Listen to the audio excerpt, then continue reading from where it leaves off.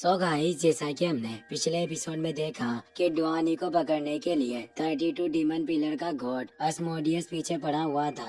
Assassin डुआनी की मदद करने आए, पर अस्मोडियस ने उन्हें मार डाला था और डुआनी को पकड़कर डीमन टेरिटोरी की तरफ लेकर जा रहा होता है। हाओ चेन भी अपनी टीम के साथ यूमो माउंटेन रेंज में आ गया था। शेनिन ने असेसिन को काम पर लगा दिया, जिससे उन्हें अस्मोडियस के कारवा की लोकेशन पता चल गई थी, पर हाओ चेन आमने सामने उससे फाइट नहीं कर सकता था। इसीलिए उन्होंने एक प्लान बनाया, जिसके मुताबिक हाओ चेन ने अपने ग्रुप को 3 भागों में डिवाइड कर दिया था। फर्स्ट ग्रुप मेंबर लिन, 9 और 12वां होली गार्ड केव में मौजूद होते हैं। वो डीमन का इंतजार कर रहे होते हैं। लिन होली गार्ड से कहता है कि हमें इस अस्मोडियस के कारवा की स्पीड को स्लो करने की कोशिश करनी होगी। अब अस्मोडियस की टुकड़ी वहाँ आने लगती है। लिन अपने साथियों के साथ तैयार हो जाता है और वो अपनी फिनिक्स बर्ड से उन पर अटैक करता है, जिससे वो सभी डर जाते हैं, क्योंकि फिनिक्स की वजह से पूरी केव हुई कांप उठी थी। वो जगह फायर में जलने लगती है और वो सभी कुछ नहीं कर पा रहे होते हैं, पर अस्मोडियस 9 लेवल पर होने की वजह से सारी फायर को एजो करना स्टार्ट कर देता है और उसे दूर करके खत्म कर डालता है। सेनापति बालू लॉर्ड डीमन को तेज कहता है, लेकिन अब 9 होली गार्ड अपने अर्थ की पावर से कई सारे शार्ड्स को वहाँ हिट कर रहा था, जिससे वो डीमन मारे जा रहे थे और बचकर भागने लगते हैं। 9 होली गार्ड बोलता है कि तुमने फायर के अटैक को रोक लिया, पर खेल अभी खत्म नहीं हुआ। ये गुफा मेरा घर है। अस्मोडियस बोलता है कि अभिमानी तुम इस डीमन गॉड के होते हुए घमंड कैसे दिखा सकते हो, और वो अपने बिजली की पावर को एक्टिवेट करके वहाँ तेज स्लैश को एक्टिवेट करता है। लिन अपनी फायर शील्ड की मदद से अटैक को रोकने की कोशिश करता है, पर वो रोक नहीं पाता और वो तीनों दूर हो जाते हैं। लिन अब हाओ चेन को बताता है कि हमने इस डीमन गॉड की कुछ सेनाओं का खात्मा कर चुके हैं, लेकिन अब हम इन्हें ज्यादा देर तक रोक कर नहीं रख सकते, और वो तीनों वहाँ से भागने लगते हैं। अस्मोडियस भी उनके पीछे जाने लगता है, पर वो देखता है कि उसके काफी सारे डीमन मारे जा चुके हैं, जिससे वो लिन के पीछे नहीं जाता और अपने साथियों से बोलता है कि तुम्हें अब और ज्यादा सतर्क रहना होगा। हमें अब जल्दी से डीमन टेरिटरी में पहुंचने की जरूरत है। वहीं अब हम हाओ चेन को देखते हैं, जो डिवाइस की मदद से लिन को बताता है कि तुम्हें हमारी तय की गई आखिरी लोकेशन पर जाना होगा, जहां हम सभी मिलेंगे। और अब हमारा अगला कदम हमारी दूसरी टीम पर डिपेंड करता है। दूसरी टीम हान्यू की थी, जिसमें 10वां होली गार्ड और 11वां होली गार्ड भी शामिल थे। अस्मोडियस ने अभी लिन के अटैक का सामना किया था, इसीलिए वो अब कोई रिस्क नहीं लेना चाहते थे, जिससे वो क्लिफ के रास्ते से होते हुए आगे बढ़ रहे होते हैं। पर हाओ चेन को पहले इसका पता था, इसीलिए उसने लिन को दोनों होली गार्ड्स के साथ वहीं भेज दिया था। और अब हान्यू को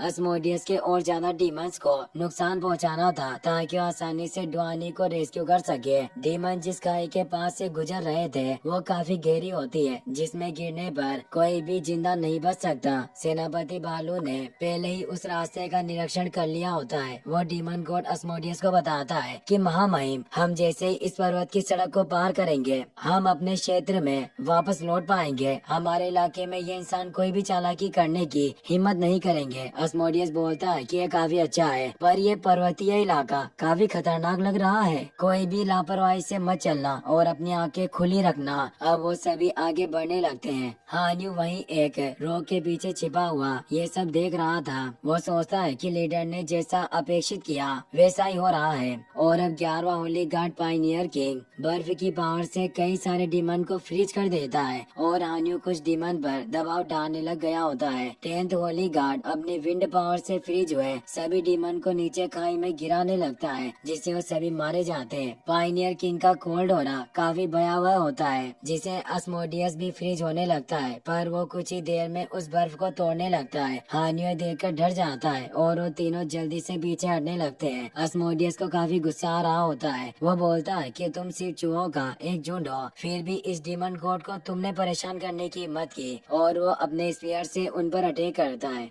पायनियर किंग शील्ड बनाकर उस अटैक को रोकने लगता है, पर इससे वो तीनों नीचे गिर जाते हैं। पर वो जानते थे कि वो उनसे लड़ नहीं सकते, जिससे वो तीनों वहाँ से उठकर भागने लगते हैं। अस्मोडियस सोचता है कि अब मेरा गुस्सा कंट्रोल से बाहर हो चुका है। यह चूजे कब से मुझ पर हमला करने की हिम्मत कर रहे हैं, और वो अपने साथियों से बोलता है कि ये जरूर इस डुआनी को बचाना चाहते होंगे, इसीलिए तुम सभी इस कैदी पर पूरी नजर रखना, मैं उन्हें मार कर आता हूँ। सेनापति बालू बोलता है कि हम पर बार बार हमला किया गया हो सकता है कि वो आपको लुभाकर दूर ले जाना चाहते हो ताकि वो हमें मारकर इस कैदी को छुड़ा पाए। मुझे नहीं लगता कि आपके बिना हम उन लोगों से निपट पाएंगे। अस्मोडियस को काफी गुस्सा आ रहा होता है पर वो कुछ नहीं कर सकता और अब वो वापस से आगे बढ़ने लग जाता है। कुछ ही समय में वो उस जगह पर पहुंचने वाले होते हैं जहां से इस माउंटेन रेंज से बाहर जाने का रास्ता होता है। अस्मोडियस अपने साथियों से बोलता है कि कुछ ही समय में हम इस जगह से बाहर निकल जाएंगे, फिर ये इंसान हमारे ऊपर अटैक करने की हिम्मत नहीं करेंगे। जियांग भी वहाँ मौजूद था। वो बोलता है कि हमने इस अस्मोडियस डीमन गॉड को बार बार उकसाया जिससे ये इस बार हमारे ऊपर अटैक करने से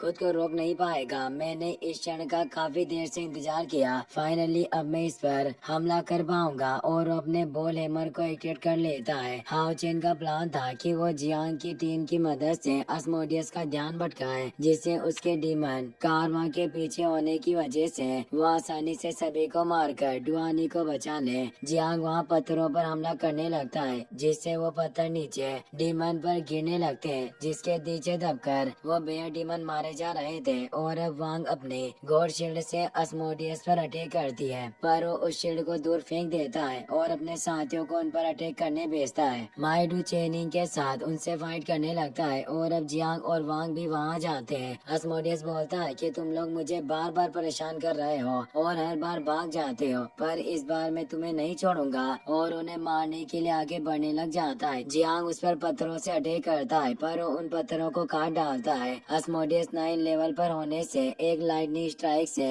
तेज एनर्जी अटैक करता है जिससे जियांग वान और चेनिन दूर हो गए थे पर अब वहाँ पर लिन और हान्यू भी अपनी टीम के साथ आ जाते हैं और अब वो सभी साथ में अटैक करने के लिए तैयार थे। अस्मोडियस भी ये सब देखकर खुश होता है और बोलता है कि ये काफी अच्छा हुआ जो तुम सभी खुद ही मेरे सामने चले आए। अब मैं एक साथ तुम्हें खत्म कर पाऊंगा और अपनी ऊर्जा को कंडेंस करके डेविल हेड स्किल को एक्टिवेट करता है और वो एक शिप हेड से उन सभी पर अटैक करता है। चारों होली गार्ड एक साथ उस पर अटैक करने जाते हैं और एक फॉर्मेशन की मदद से उस शिप अटैक को रोकने लगते हैं पर वो अटैक काफी फियर्स होता है जिसे वो रोक नहीं पाते और उस एनर्जी की वजह से उनकी पावर खत्म हो गई थी जिससे वो गायब होकर टावर ऑफ इटर्निटी के अंदर चले जाते हैं। जियांग और बाकी सभी भी उस अटैक से काफी दूर गिर गए थे। जियांग हैरानी से कहता है कि यह अस्मोडियस डीमन गॉड काफी पावरफुल है जो 4 होली गार्ड इतने पावरफुल होने के बावजूद भी इसके एक अटैक को नहीं रोक पाए। अस्मोडियस अब उन सभी को मारने के लिए आगे बढ़ने लग जाता है पर तभी उसे पीछे अपने कारवां पर अटैक होने की आवाज सुनाई देती है क्योंकि आओचेन और शेनिन ने मौके का फायदा उठाकर उसके डीमन कारवां पर अटैक कर दिया और वो एक एक करके सभी डीमन को मार रहे होते हैं। कुछ ही देर में वो सभी डीमन का सफाया कर देते हैं। बस अब अस्मोडियस का जायंट बीस्ट ही बचा था जिसे आओचेन अपने तेज सिले से मार डालता है और अब उसकी नजर डुआनी पर जाती है जो काट के अंदर ही होता है और अब वो शेनिन के साथ तेजी से उसकी तरफ बढ़ने लगता है लेकिन अस्मोडियस को इसका इल्म हो गया था। वो अपने स्पीयर से वहाँ अटैक करता है जिससे वो दोनों दूर हो जाते हैं। अस्मोडियस बोलता है कि तुम डुआनी को बचाना चाहते हो पर मेरे होते हुए ये इतना आसान नहीं होगा। हाउचिन शेनिन की तरफ इशारा करता है और वो दोनों एक साथ उस पर अटैक करने जाते हैं। अस्मोडियस उन पर स्पीयर अटैक करने की कोशिश करता है पर वो बच रहे होते हैं।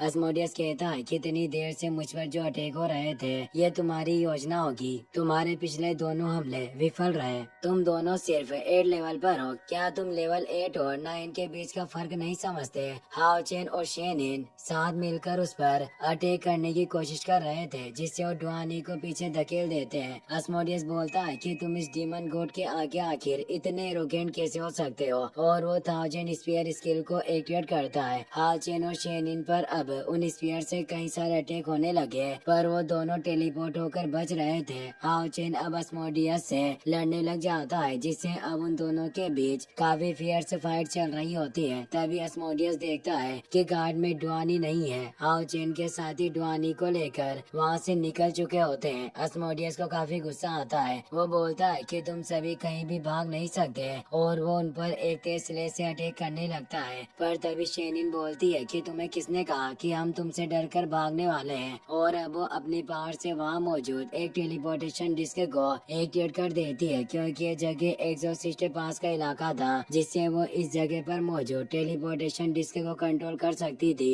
जिससे अब वो अस्मोडियस और हाओ चेन के साथ वहाँ से टेलीपोर्ट होकर एक अलग ही जगह पर आ जाते हैं। अस्मोडियस हैरानी से बोलता है कि आखिर हम कहाँ आ गए, और शेनिन से पूछता है कि तुमने आखिर क्या किया। यह जगह यूमो माउंटेन का लैंड ऑफ डीमन इलाका होता है। अब हाओ चेन और शेनिन उससे लड़ने के लिए तैयार होते हैं और बोलते हैं कि यूमो माउंटेन रेंज तुम डीमन का इलाका नहीं, यह हमारी जगह है। वो उस पर अटैक करने लगते हैं। अस्मोडियस गुस्से में आग बबूला होने लगा था। वो बोलता है कि तुम इस गोट के साथ ऐसी चालें चल रहे थे, इसीलिए कीमत तुम्हें चुकानी होगी, और अपनी फुल पावर से एक पावरफुल स्नेच से उन पर अटैक करता है। वहीं हाओ चेन के सभी टीम मेंबर उस जगह से काफी दूर आ चुके थे। चेनिंग बोलती है कि शायद अब हमें उस अस्मोडियस डीमन गोट से कोई खतरा नहीं है, डुआनी होश में नहीं होता। इसीलिए चेनिंग जियांग से पूछती है कि इसकी हालत कैसी है। जियांग कहता है कि ये सिर्फ बेहोश है और इसकी बॉडी पर और कोई भी ज्यादा गहरे घाव नहीं है, हमें बस इसके उठने का इंतजार करना होगा, जिसके बाद ही हमें यांग वेन जाओ और बाकी के टीम मेंबर्स के बारे में जानकारी मिलेगी। चेनिंग बोलती है कि काफी अच्छा है। हान्यू बोलता है कि हमें आगे बढ़ना चाहिए, क्योंकि सिर्फ एग्जॉसिस्ट डीमन हंटिंग पास में ही सेफ हो सकते हैं, और अब वो वहाँ से एग्जॉसिस्ट पास की तरफ बढ़ने लग जाते हैं। हान्यू परेशान हुआ सोचता है कि हाओ चेन और शेनिन उस डीमन गोड को रोकने के लिए पीछे रह गए। वास्तव में वहाँ की सिचुएशन क्या होगी। वांग कहती है कि तुम चिंता मत करो, हम उन दोनों की पावर को काफी अच्छे से जानते हैं, वो आसानी से उस डीमन गोड को रोक लेंगे। लेकिन तभी वहाँ डीमन गोड अस्मोडियस का स्पीयर आकर गिरता है, जिसकी एनर्जी से ही वो सभी दूर गिर जाते हैं, क्योंकि अब अस्मोडियस वहाँ आ चुका था, जो सभी पर अब तेज प्रेशर डालने लग जाता है और बोलता है कि नीच इंसानों, तुमने भागने की काफी कोशिश की, पर तुम मेरे चंगुल से बचकर भाग नहीं सकते। हान्यू कहता है कि इसने हमें इतनी जल्दी कैसे ढूंढ लिया। वो सभी उठने की कोशिश कर रहे होते हैं पर उठ नहीं पाते। अस्मोडियस बताता है कि मेरे शिकार पर मेरा मार्क मौजूद है, यानी डुआनी की बॉडी पर उसका मार्क एक्टिवेट था, जिससे वो चाहे दुनिया के आखिरी छोर पर भी भागने की कोशिश करे, फिर भी अस्मोडियस उसे ट्रैक कर सकता था। हान्यू से पूछता है कि हमारे कैप्टन और डिप्टी कैप्टन का क्या हुआ, वो अभी कहाँ है। अस्मोडियस बोलता है कि मुझे उन दोनों लोगों से छुटकारा पाने के लिए बहुत बड़ी कीमत चुकानी पड़ी, पर फाइनली मैंने उन्हें कैद कर लिया। उसके कंधे का एक शिप आर्मर हिस्सा गायब होता है, और अब हमें वो सीन दिखाया जाता है जब हाओ चेन और शेनिन उससे लड़ रहे थे। अस्मोडियस उन्हें मार नहीं पा रहा होता, इसीलिए उसने अपने आर्मर के हिस्से को अलग कर दिया, और उसने उस शिप हेड की जिंगजो पावर को एक्टिवेट कर दिया, जिससे वहाँ चारों तरफ स्फीयर से एक फॉर्मेशन क्रिएट हो गया, जिसमें हाओ चेन और शेनिन फंस चुके थे और उन पर तेज दबाव पड़ रहा होता है। हान्यू को विश्वास नहीं हो रहा होता कि वो इतना बड़ा प्लान करने के बावजूद भी डीमन के हाथों में गिर गए। अस्मोडियस अपनी बॉडी को एक्टिवेट करते हुए बोलता है कि चूहा, तुमने मुझे काफी परेशान किया, इसीलिए अब तुम्हें मारने की बारी आ गई है। इसी के साथ ये एपिसोड यहीं पर खत्म हो जाता है। गाइस, अगर आप इसका नेक्स्ट पार्ट भी जल्दी देखना चाहते हो तो इस वीडियो को लाइक करने के साथ साथ चैनल को सब्सक्राइब जरूर कर लेना। Thanks for watching.